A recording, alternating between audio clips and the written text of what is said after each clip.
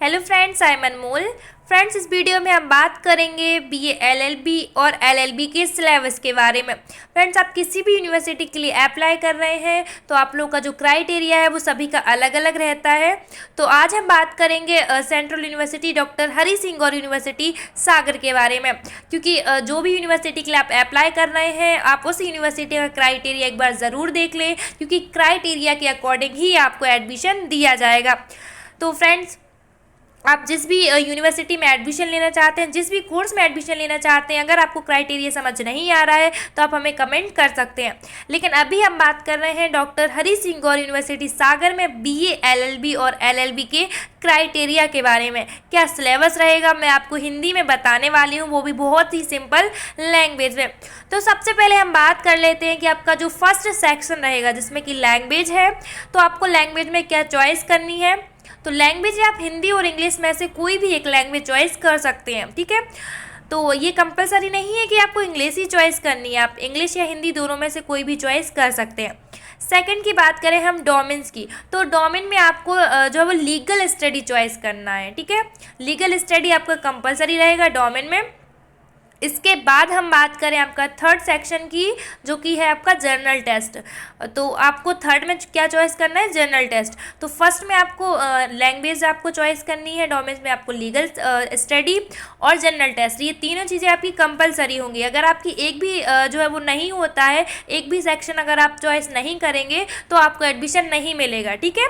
ये कंपलसरी है, मैं बार बार बोल रही हूँ, क्योंकि जब भी आप फॉर्म फिल करें तो एक बार ज़रूर क्राइटेरिया चेक कर लें जिस भी यूनिवर्सिटी के लिए, जिस कोर्स में आप एडमिशन ले रहे हैं, क्योंकि क्राइटेरिया के अकॉर्डिंग ही आपको एडमिशन दिया जाएगा।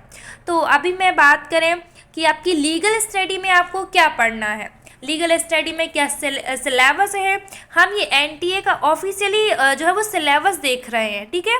तो मैं आपको ऑफिशियली हिंदी में सिलेबस बता रही हूँ, वो भी बहुत ही सिंपल लैंग्वेज में समझाने के लिए कोशिश करूँगी। और वीडियो के लास्ट में आपको जो है वो आपकी जो तैयारी के लिए आपको कहाँ से जो है वो प्रिपरेशन करनी है, क्या बेहतर है आपके लिए, मैं टिप्स देने वाली हूँ, बेस्ट बुक आपके लिए बताने वाली हूँ।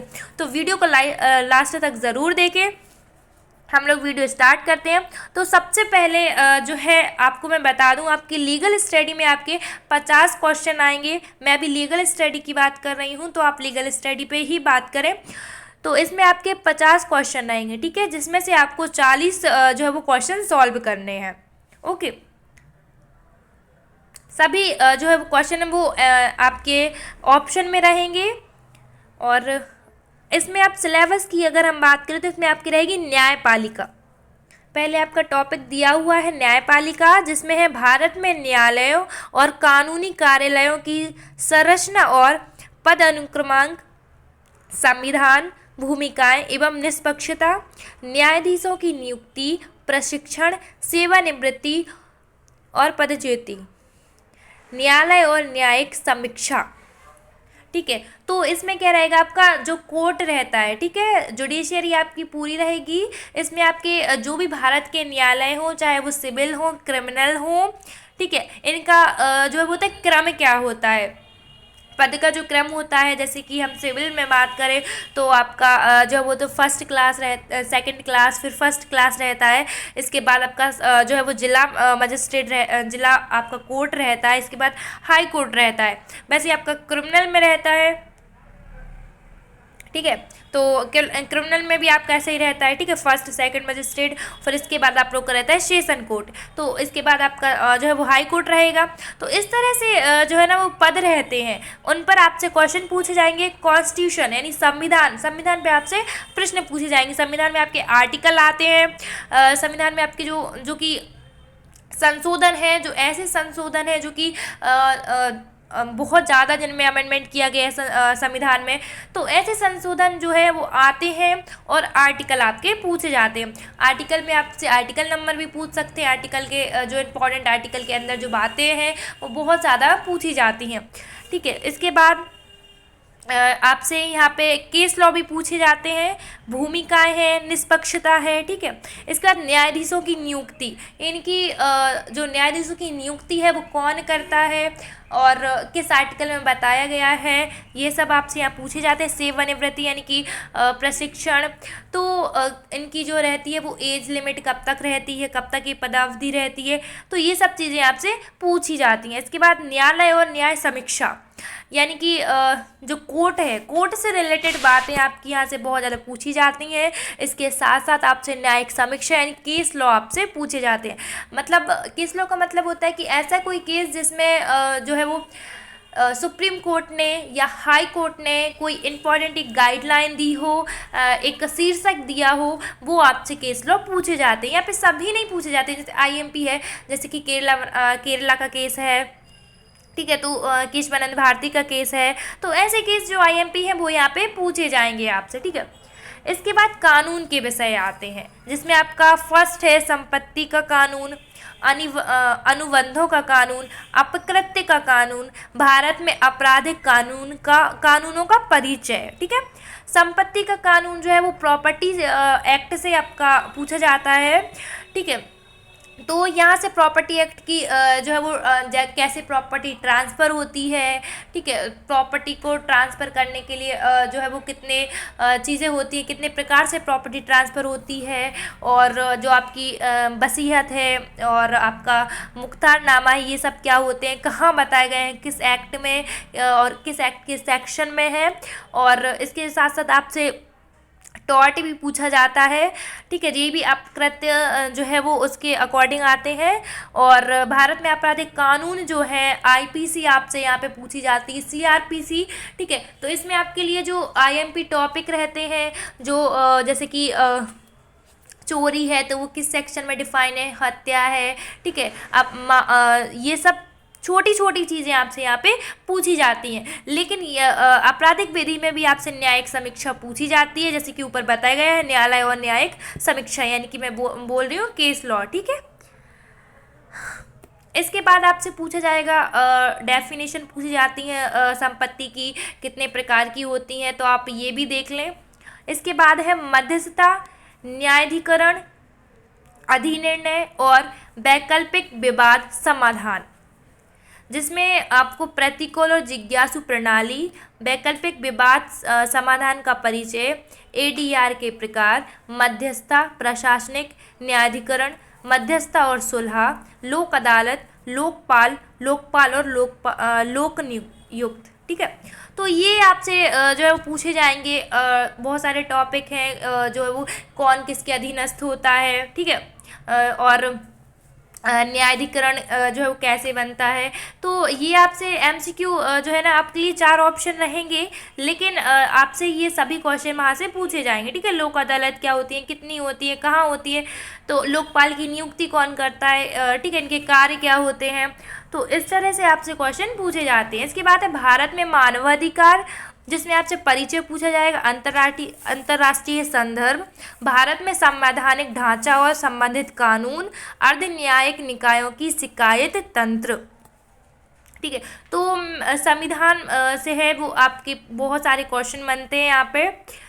और इसके बाद है भारत में कानूनी पेशा, ठीक है, तो इसका परिचय आपसे पूछा जाएगा, अधिवक्ता अधिनियम 1961, the bar council of India, वकील और पेशेदार नैतिकता, वकीलों द्वारा विज्ञापन, कानून स्नातकों के लिए अवसर, और भारत में कानूनी शिक्षा, कानूनी पेशा का उदारीकरण, भारत में महिलाएं और कानूनी पेशा, ठीक है।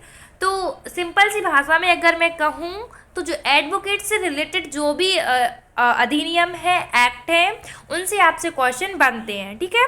तो ऐसा नहीं है कि आपको पूरी डायरेक्ट खरीद के पढ़ना है या बुक खरीद के पढ़ना है, नहीं, आपसे सिर्फ टॉपिक से जो है ना बेसिक क्वेश्चन पूछे जाते हैं। फॉर एग्जांपल अगर यही टॉपिक आपका 12th क्लास में होता तो कितना बेसिक, बहुत ज़्यादा आपसे ऊपरी ऊपरी क्वेश्चन पूछे जाते हैं, सेम वैसे क्वेश्चन यहाँ पूछे जाएंगे, ठीक है। तो इसके लिए आपको कोई बुक या अलग से ऐसा कुछ नहीं पढ़ना है, आपको जो है, ऊपर से बहुत कम छोटी छोटी चीज़ें आपको पढ़नी है, वही चीज़ आपको ध्यान रखनी है। बहुत छोटी छोटी चीज़ें पूछी जाती हैं, जैसे कि सुप्रीम कोर्ट की जजेस की संख्या क्या है, ऐसी क्वेश्चन आपसे पूछे जाएंगे, ठीक है।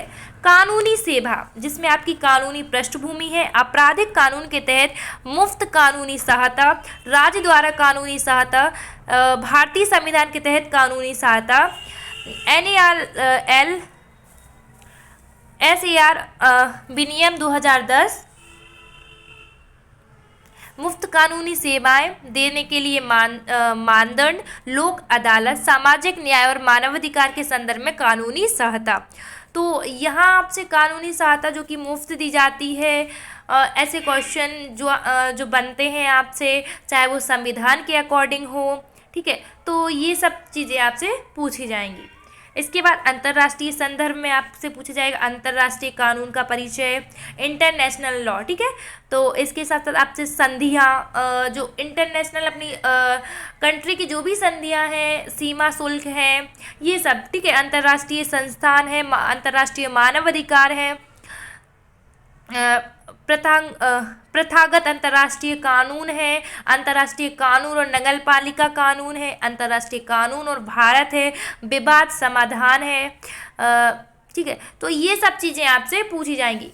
ये जो टॉपिक आपको दिए गए हैं, इन्हीं टॉपिक के अकॉर्डिंग आपका पेपर बनता है। फिर आप कहते हैं कि बहुत ज़्यादा टफ है या फिर बहुत ज़्यादा हाई लेवल के क्वेश्चन है, सिलेबस से बाहर क्वेश्चन है। सिलेबस से बाहर क्वेश्चन नहीं होते हैं, जो टॉपिक आपको दिए गए हैं उन्हीं के अकॉर्डिंग आपसे जो क्वेश्चन पूछे जाते हैं।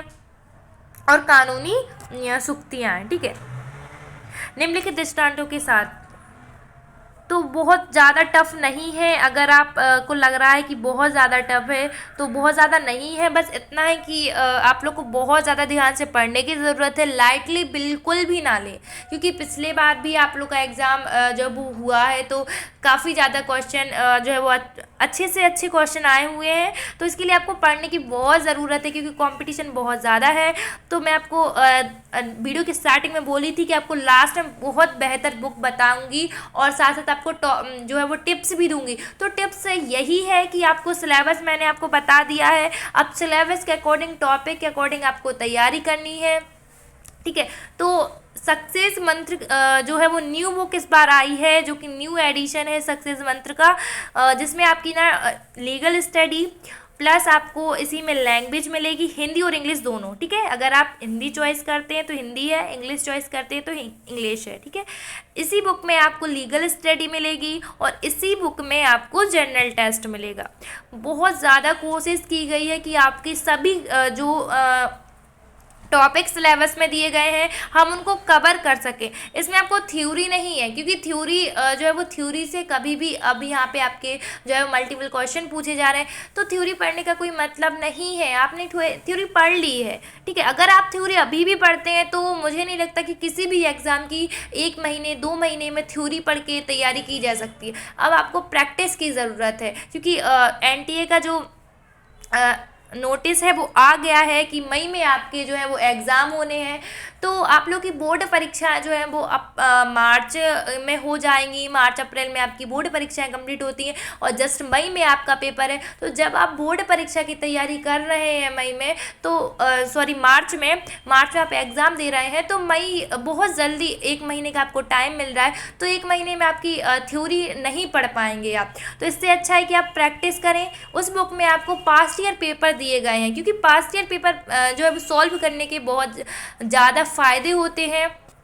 यही क्योंकि आपको टॉपिक जो यहाँ पे सिलेबस में टॉपिक दिए गए हैं, उन टॉपिक से किस तरह के क्वेश्चन पूछे गए हैं, क्वेश्चन का लेवल क्या है, किस टाइप के क्वेश्चन जो है वो मेंशन किए गए हैं, तो ये सारी चीज़ें आपको वहाँ देखने से मिलेगी, प्रैक्टिस करने से मिलेगी। तो आपको वहाँ पे पास्ट ईयर पेपर मिलेगा, प्लस प्रैक्टिस टेस्ट वहाँ पर आपको मिल जाएगा, सैम्पल पेपर आपको वहाँ पर मिलेंगे, और इसके साथ साथ आपको MCQ क्वेश्चन मिलेंगे। उसमें आपको जो केस लॉ है वो भी वहाँ पर मैंशन किए गए हैं, क्योंकि केस लॉ भी पूछे जा रहे हैं पेपर में। इसके साथ साथ जो भी आपको टॉपिक दिए गए सभी टॉपिक से हिंदी और इंग्लिश दोनों ही लैंग्वेज में एक बुक है। आपके लिए इंग्लिश में दूसरी बुक खरीदने की ज़रूरत नहीं है, हिंदी में दूसरी बुक खरीदने की ज़रूरत नहीं है।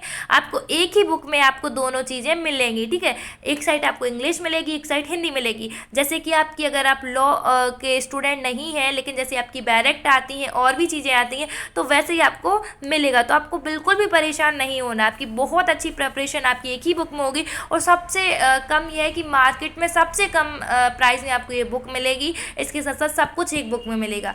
और जो और भी बुकें हैं, मैं चाहती तो आपको कोई और बुक भी रेफ़र कर सकती थी, बट उन बुक में आपको थ्योरी बहुत ज़्यादा मिलेगी और इसके साथ साथ आपके लिए जो क्वेश्चन है वो आईएमपी नहीं है। बहुत सारे क्वेश्चन है जो बहुत फालतू हैं, आपके पढ़ने के कोई काम के नहीं है। तो इसीलिए आप बेस्ट तैयारी करें, क्योंकि एडमिशन के लिए जो है वो बहुत बहुत बहुत अच्छा आपको जो है वो प्रयास करना होता है, तभी आपका एडमिशन होता है। एडमिशन अब आसान नहीं है सेंट्रल यूनिवर्सिटी में भी, क्योंकि सीट्स बहुत कम है, कंपटीशन बहुत हो गया है और एंट्रेंस अब करवाती है एनटीए। तो तैयारी अच्छे से करें, ठीक है। और अगर कोई प्रॉब्लम है तो आप कांटेक्ट कर सकते हैं।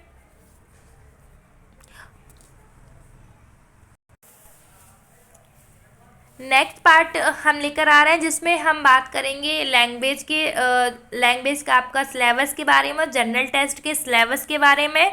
तो फ्रेंड्स, अगर आप बुक परचेज करना चाहते हैं तो वीडियो की डिस्क्रिप्शन बॉक्स में आपको कॉन्टैक्ट नंबर मिलेगा, वहाँ से आप स्पीड पोस्ट भी करवा सकते हैं और आपको फ्लिपकार्ट की लिंक भी मिल जाएगी, आप वहाँ से भी परचेज कर सकते हैं। तो मिलते हैं नेक्स्ट वीडियो में न्यू अपडेट के साथ, और हम आगे का सिलेबस देखेंगे। तो चैनल को सब्सक्राइब नहीं किया है तो चैनल को सब्सक्राइब ज़रूर करें, क्योंकि यहाँ पर आपको सारे नोटिस दिए जाते हैं। तो चैनल को सब्सक्राइब करना बिल्कुल ना भूलें, क्योंकि एडमिशन चाहिए तो चैनल को सब्सक्राइब तो करना पड़ेगा। वीडियो को लाइक करें, ज़्यादा से ज़्यादा कमेंट करें, शेयर करें। मिलते हैं नेक्स्ट वीडियो में।